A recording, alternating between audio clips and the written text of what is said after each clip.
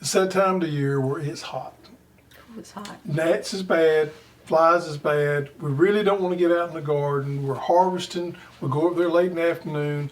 It's kind of that pain time, but we're going to get through. But we got about 2 to 3 weeks of intense heat, dry weather coming. Heat index 109 today. Yep. And it's fried tomato time. I mean, time to eat fried tomatoes. We cooked last night at 10 o'clock. We was in there cooking okra. Baked in the oven is a Baked little in bit the more okra. healthy. So it's that harvesting time, but it's also that time that the weather really taxes us and brings us down just a little bit. We got to push through because there's still things to do in the garden. Right? Right. Right. Speaking of that, sunflowers. Flower of the week. Do you know what kind of sunflowers these are?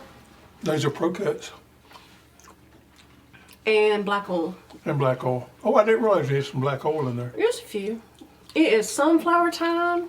And there's nothing I love better than sunflowers. So what I did this year was I took my extra plots early on and I put them in Pro Cuts. So we would have these sunflowers at this point of kind of a lull time where we needed brightening up a little bit when we went out in the garden. How about that?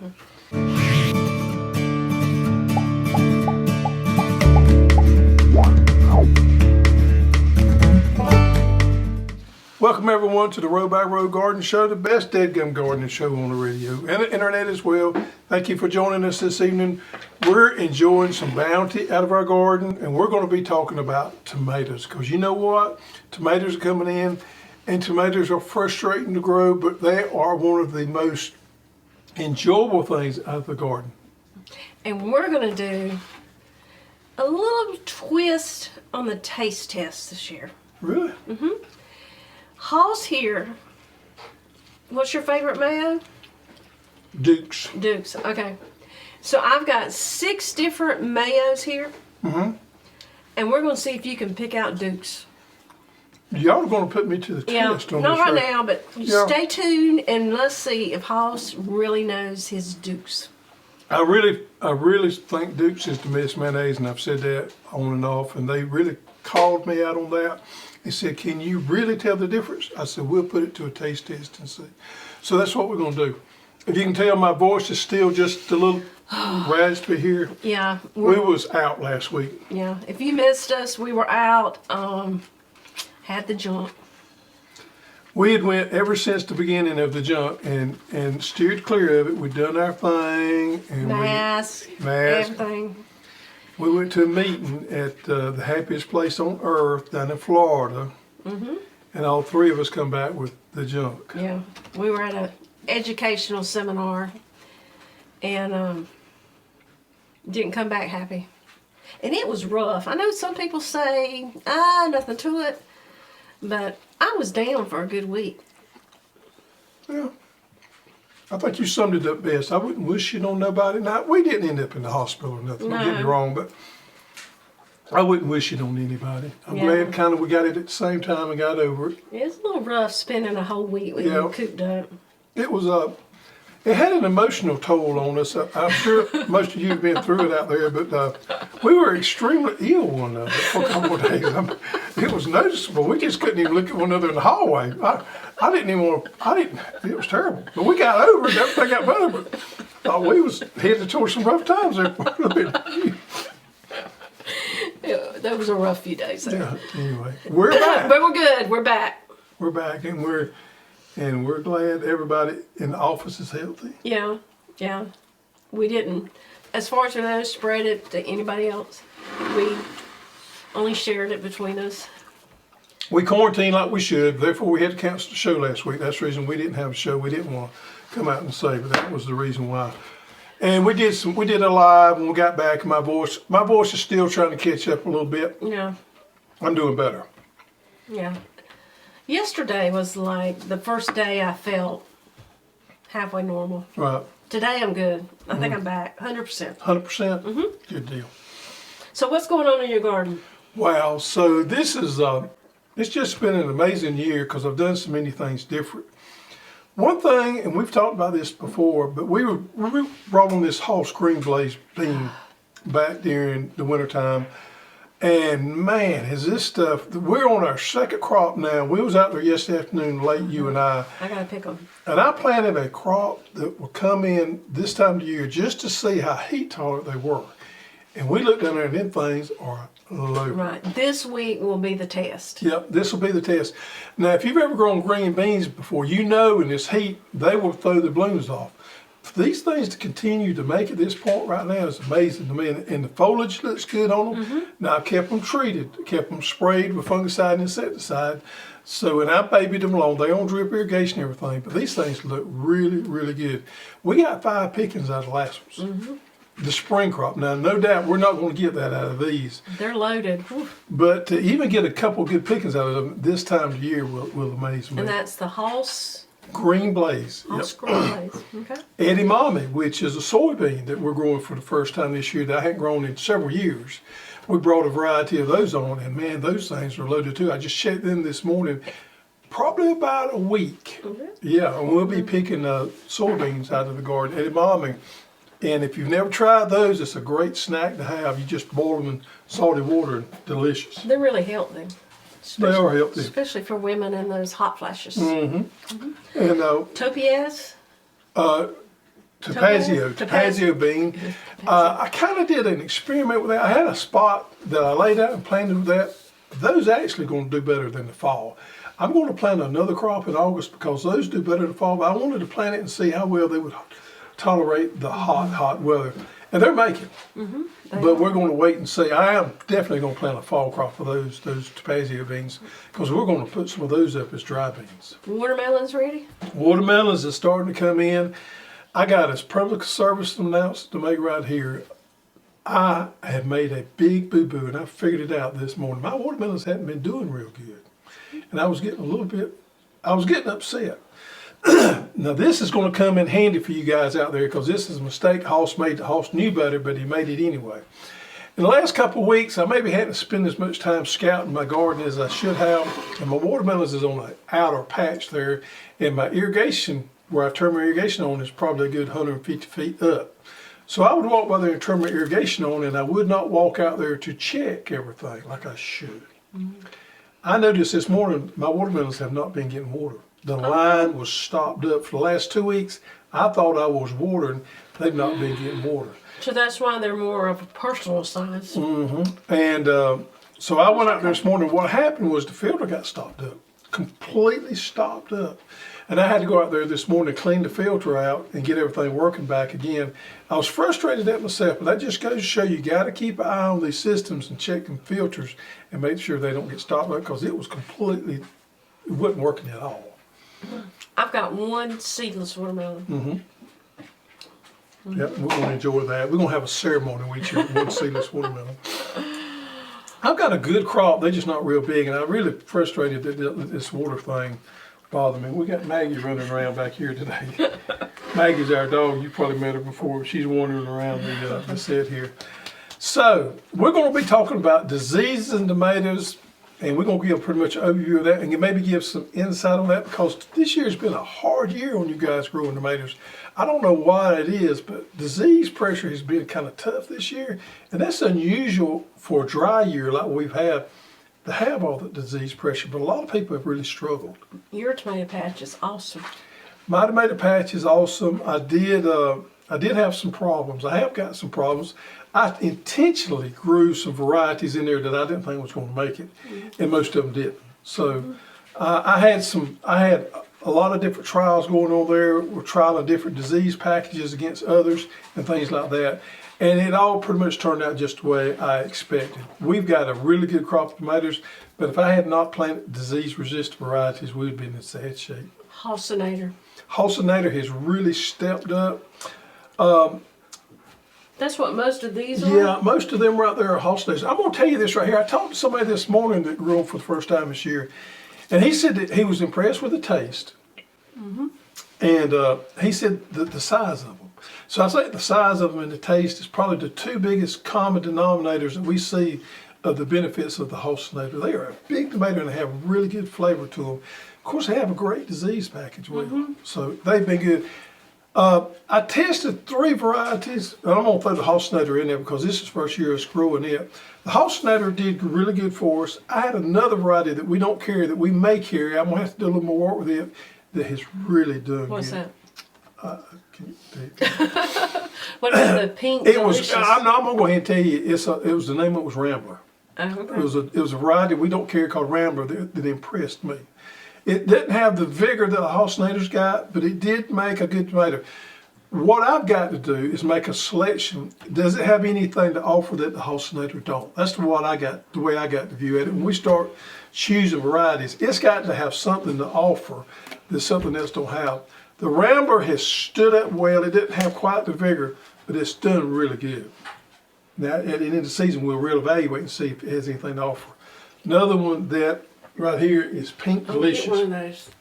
Now that is one of my favorites. Yeah, now this one right here, I can tell y'all, this is definitely a winner for us right That here. side is pretty. Yeah, this is that variety here that is an heirloom type hybrid.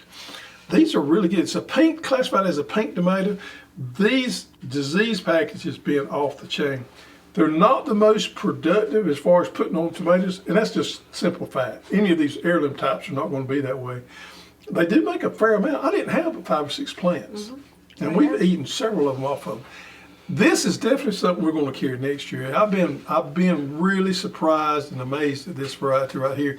And if you guys was ever going to do a roadside stand, Oh yeah. this would be the tomato for you right here. So we've had some winners. We've had some losers. We had some varieties that didn't make the cut. I had a variety that I was really pulling for that the guy eat it. I'm gonna leave it right here. I'll make it eat it. We had a variety I was really pulling for that just didn't make the cut. It really struggled. We have some more OPs that I wanted to see if I can grow here. The fact of the matter is other people can grow them in these more urban environments. This disease pressure that we have here at our host farm, they couldn't take it. But that's not saying they wouldn't thrive in other areas. But it's been an interesting year. Okay, let's talk about some common diseases. Yep. What's the most common? For me, we're going to start out with early blight. For me, early blight is my biggest problem here in the South. Now, early blight, and we may can throw up a picture here. Early blight looks something like this right here on the bottom leaves. I think I may have a bottom leaf here that's even better. Yeah, this one right here. This right here, and I'm not sure that's the one. I picked me up several different ones out there a while ago. I think I got a better one right here. Yep, that's right here. This one right here, you can kind of see. Now this could be, a lot of these leaves I show you could have actually 2 or 3 different problems. What happens with disease a lot of times, you'll have an initial infestation of a particular pathogen and that plant will get weak and then something else will jump on it. So it's possible you could have blight and you could have bacteria speck or you could have leaf spot all on the same plant. So you can't necessarily say, okay, I just got blight. You can have several different problems. As you see right here, this early blight has these rings in the spots, and these spots can be on the stems or they can be on the leaves. I don't know if you can see it right there, but there'll be little, the word for it is concentric rings. But these rings will go around and around there. And you normally see this yellow in the leaf here. On early blight, we see that on the stems, we see it on the leaves, and we see it on the bottom of the foliage. What do you do about it? Okay, what I do for early blight is always do good rotation. Never plant your tomatoes back in the same spot. And that second thing I do is I stay under a strict pest control spray program. And I like liquid cop, I like vegetable and ornamental fungicide. Any of those contacts, liquid cop is probably my favorite for early blight. That's the main 2 things you can do there is for early blight. Now most time you can grow your way out of early blight. You fertilize well, water well, keep that plant out healthy, and you can grow your way out of it. Some people want to go in there and prune those leaves off. Nothing wrong with that. You can do that. I don't necessarily. So if you touch this leaf and then touch a healthy one, does it spread? It might can, but that's not necessarily the way. Now bacterial spreads more like that through splashing, but the early blight didn't necessarily spread that much like that. It can. Late blight is another one. Now we don't have a problem with late blight, but a lot of people do, and it's caused by cloudy days and high humidity. And it has also a detrimental effect on the plant as well. Same thing. Don't get caught up in having to diagnose all these the same way. The treatment's pretty much the same. Good fungicide program, good rotation, and keeping that plant healthy. If you keep that plant healthy, it can fight off diseases better, and that's part of your strategy. It's got a good, healthy plant, keep your plant. Now, leaf spot. Leaf spot is probably one of the most common things, and there may be a little bit on this one right here. If you see those little small specks, I don't know if the camera can pick it up or not, but leaf spot starts out as a little small speck on the leaf there, and it will get bigger and bigger and bigger. And it can cause some problems with the plant not, transferring and looking good and being healthy. Fungicide application on it, drip irrigation, keeping those leaves dry, and a good rotation there too will help on those leaf spots. But you can tell that your regular leaf spot by that little small black spot that starts out. Bacteria spot is a tough one here. We have some bacteria spot, but we don't have a lot. Bacteria is hard to control once it gets started there. And it's one of those things that you're talking about touching. It can really spread by touching. And you get a lot of problem with bacteria spot. A lot of people like to prune the bottom of the leaves because that splashing from that old diseased leaf underneath there back up on the healthy leaves can transfer that right there. So if you have that, you want to take that plant out? Or even at least prune it up and prune all that out and keep all the infected material away as much as you can there. You want to just be good and clean with bacteria as much as you can. Now let's get into the wilts just a little bit, because the wilts are they are really a problem. Wilts, southern bacteria, and we got tomato spotted wilt virus. I've been told by some of the chemical reps in the past that there is some products out there that will help on that. And one of our products is complete disease control. The rep told me one time as a drench it would help with that. I'm not 100% sure that I've seen the results from that. I've tried it, but I'm not going to tell you it works because I don't know. Most time with wilts, there's nothing you can do as far as a spray. When you got a wilt, it's on there. It's gone. Pretty much gone. If you get tomato spotted wilt virus, and I got one right here,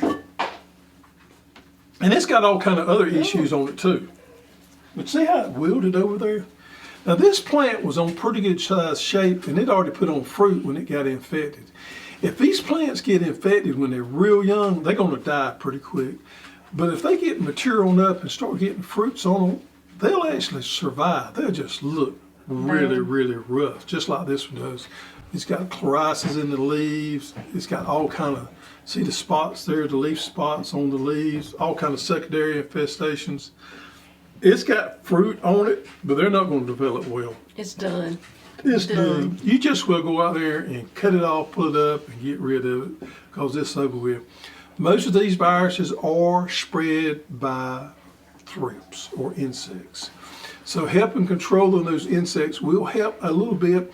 The biggest thing with viruses is planting virus-resistant varieties. Make sure that you got a good one, such as the Hossinator, that has virus resistance. And that's basically the only way that's the only way we can grow tomatoes where we live. That's basically the only way you're gonna be able to grow a decent crop. Now one this year that has really, there's a bug on that, popped up, and I've had some issues with, I hadn't had a lot of issues with before in the past, is tomato leaf curl. Damn. What you'll see on that is you'll see that curl in the top of the plant will curl up with leaf curl like what we see a lot of times, and you'll see a yellowing aspect to it. And most time it just happens to the very top portion of the plant. So we've seen some of that. I've had a couple of my plants out there get that. Same thing with that. They use resistant varieties for that. Help control your insects and kind of go from there. So those are some of the major disease problems. These two ones we're going to talk about here that are physiological problems. Okay. And one of them is fruit cracking. You want to start peeling that one? Well, let me just throw about this right here. This has got a little crack in there, but not much. You can see right there. Fruit cracking. You got one up there that's got a pretty good fruit cracking on there? No, I don't think I do. Fruit cracking is when you get these big cracks in the top right there. Now back when I was a young man, when we grew tomatoes in the field, they all had them because we didn't have irrigation. With the advent of drip irrigation and some newer, better varieties, there's not near as much cracking as there used to be. Back when I was a young man, it used to accept that it had cracking on there because it was going to have it, but we don't see near as much as that. What happens is when we get rain and when the plant gets a good bit of water into it, the outer part of the tomato can't handle. The inside tomato grows faster than what the outside can handle, and it splits there. And that's simply a physiological condition. We hadn't had a lot of problem with that. We normally don't have a lot of problems. Well, we hadn't had the water this year. But with the drip tape and keeping that plant watered on a good constant level, even if you do get a good bit of rain, will help alleviate that. So drip tape helps with that fruit cracking. Good constant watering will eliminate that right there. You know, it doesn't have an effect on the taste of the tomato. It just, sometimes they don't last as long because they will start rotting there. Yeah. Up there. The next one is blossom end rot. The dreaded. The dreaded blossom end rot. I had a lot of people this year complaining about blossom end rot, and I think there needs to be more research done on blossom end rot. I think we're misdiagnosing some blossom end rot. I think some of our blossom end rot is some bacterial problems and things like that. And what you'll notice on blossom end rot, even if you do have a little bit of a case of it, it normally happens on that very bottom crop and it kind of clears up from there. Your middle crop and your top crop is not as affected near as much. A lot of information out there on blossom end rot, a lot of it is bad. We know blossom end rot is caused by not having enough calcium in that plant. Now that's pretty deep when you try to dig into that. You got to move the calcium into the plant. Calcium is soluble, it's mobile in our soil system. So you got to make that calcium available to the plant and to the fruit, and it's got to be moved through there with water. So even if you do have the calcium, you don't have the water to move that calcium to that fruit, you're not doing any good. But a lot of people out there say magnesium. Mm-hmm. Magnesium will actually make the problem worse because it displaces calcium in our soils. So magnesium sulfate is not necessarily a cure for blossom end rot, and there's certain types of nitrogen that can make it worse too. So you want to use a good fertilizer program for tomatoes that includes calcium nitrate. Make sure you have adequate calcium there, and also good watering system so you can transfer that calcium to the plant. Now, I'm going to do some research in the next year because I got this little thing that tells me we may be missing something on blossom end rot. This is what my gut tells me, and I've got to prove this. So this is just a theory here. I think the organic matter in your soil is going to make a big difference on the transfer of that calcium. A lot of times we're seeing people put calcium in the soils and they're not able to get it into the plant even though they're watering right because of the exchange. I think there is something to have said about organic matter in there being able to make that available to the plant. Now we use a lot of good compost, and that's made a huge difference on our part. But I understand everybody out there don't have access to that.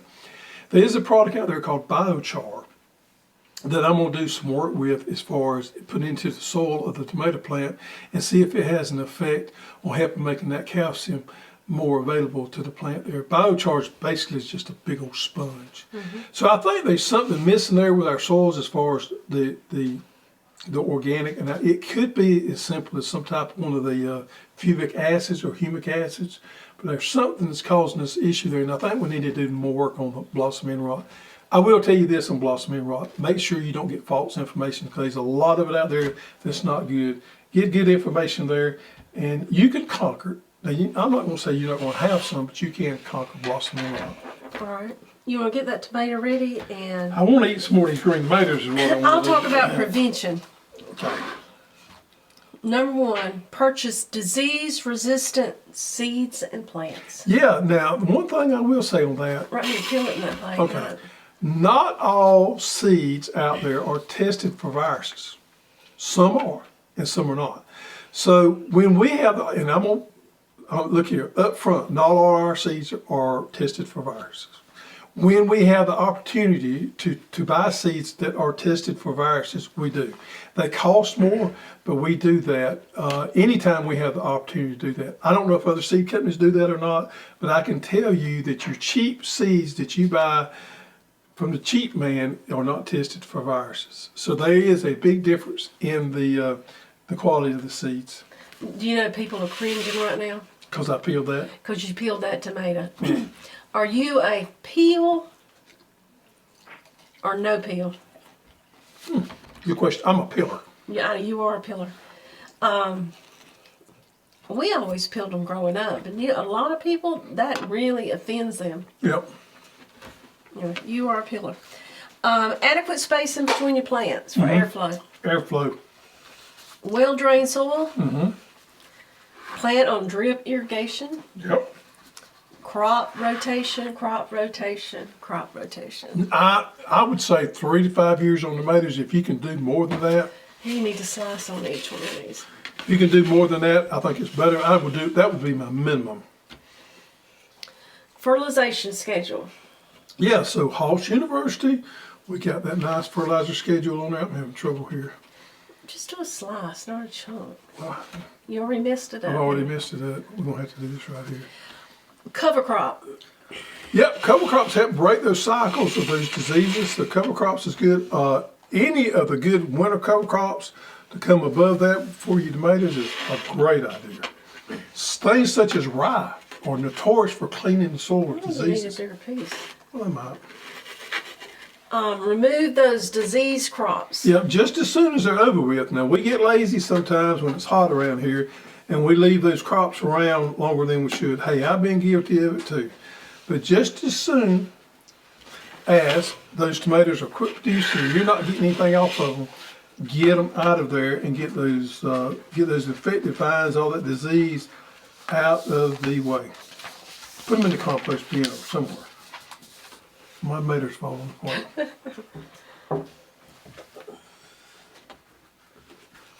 Now, we have to say here, I don't know what is what. No, he has no idea. We have the plates numbered, and we have the main I'm number. going to have to borrow some of your water. You want to drink behind me? All right, so. Well, we got to put some salt on there. You can't Okay, have well, I want to get them in order. Okay, you be getting them in order, and I'm going to salt them up. We got to have some salt. Now, I'm not a huge pepper fan. She is, but I can do with or without pepper. I love me some pepper. 6. Now, I know one of them is not my Duke's because it's a colored mayonnaise. Yeah. Okay, that's number 1. Okay. So we're going to go through all these, and I'm going to give my impression of each one, and then we're going to come back and I'm going to guess which one. You gonna guess which? You're not gonna guess because you are an expert on dupes. Little jabber. Okay, number 1.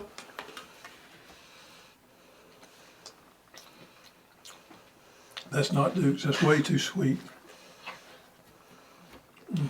So that's not it. That's not even mayonnaise. Okay, number 1's not it. I don't know what that is, but that ain't even mayonnaise. That's not even close. That was not good. Number 2. Cleanse your palate. Cleanse my palate. I hope you ain't really messing with me here. All right, number 2. You don't have to eat all of it now. You got a lot to eat. That's mayonnaise.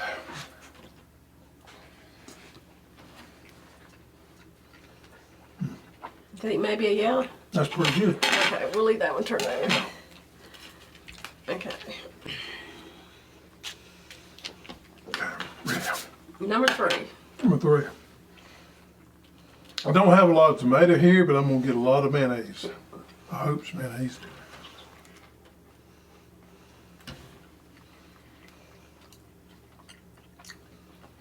It's mayonnaise.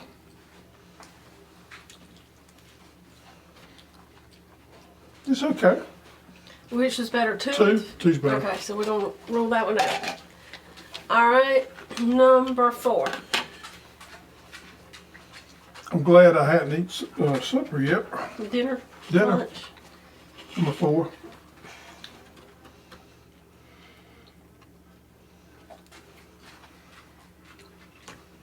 That's not it.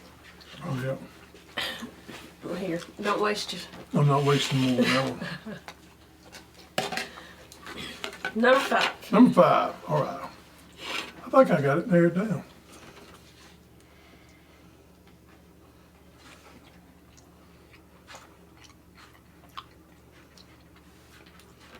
That's not it. Number 6. Number 6, we know this is not it, but I'm going to eat it anyway. Is this coming out of mustard or something else? It's a new. Whoa! Whoa! What ain't on me there, do we? How about a paper towel?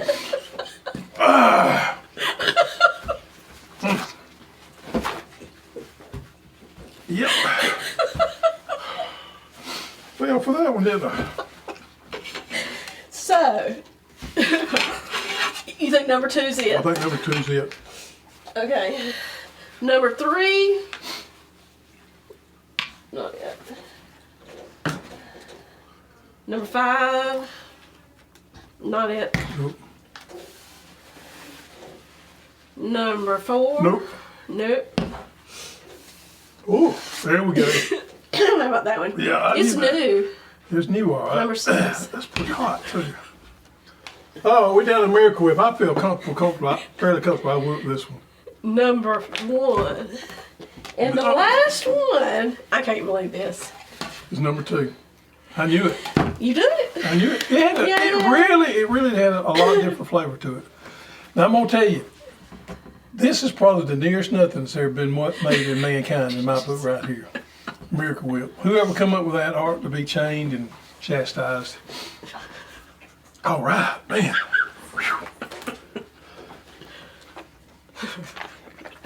What about Old Goat? Old Goat, yeah. Okay, so last week we didn't have a show, so this is actually from the previous week. Well, tell everybody about the Old Goat. Old Goat. So there's an Old Goat. It's an Old Goat figurine somewhere on the set. And if you find the Old Goat, put in the comments where you find it, and then we will draw for a hat or shirt. Coveted Coveted merchandise. merchandise. Yep, You ready? You want me to do it, or you want to do it? I'll do it.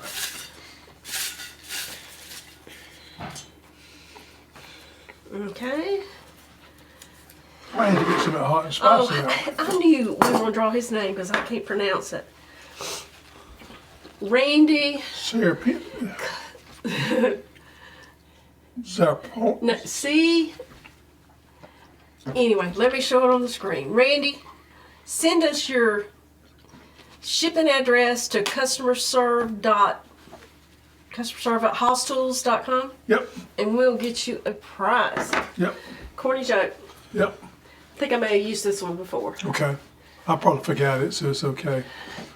What did the daddy tomato say to the baby tomato? Hold on. Ketchup. I think I have used that I before. think you have to, but it's still a good one. All right, folks. Now you know Duke's mayonnaise. No doubt about No it. doubt about it. Peel or no peel, let us know in the comments below. I've eaten tomato sandwiches at least once a day the last few days. We're just enjoying tomatoes.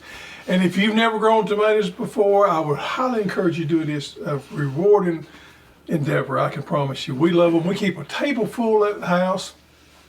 We tell family and friends, just come by and get you some tomatoes on that table. We enjoy giving our tomatoes away.